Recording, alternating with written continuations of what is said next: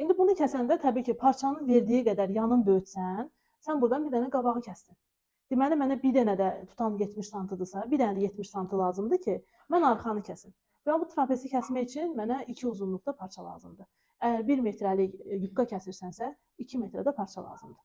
İndi bunu istəyirsiniz, hər dəfə mən yubkaları keçəndə düz yubkada lazım deyildi. Bunları da altda qeyd edin də özü üçün ki, buna o qədər parça lazımdır.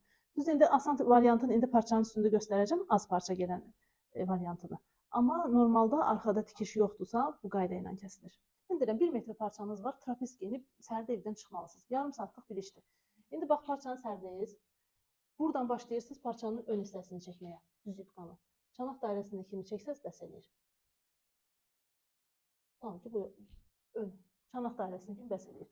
Buradan da arxanı çəkirik. Təbii ki, tikiş payımızı qoyuruq, sonra arxanı çəkirik. Çanaq dairəsində kimi bəs eləyir. Sonra başlayırıq onun tikiş paylarını qoymağa, buna da və buna da. Sonra böyük xətt keşi götürəm əlimə.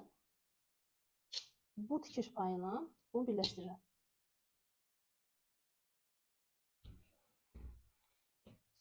Burada bir dənə kəsim edirsən.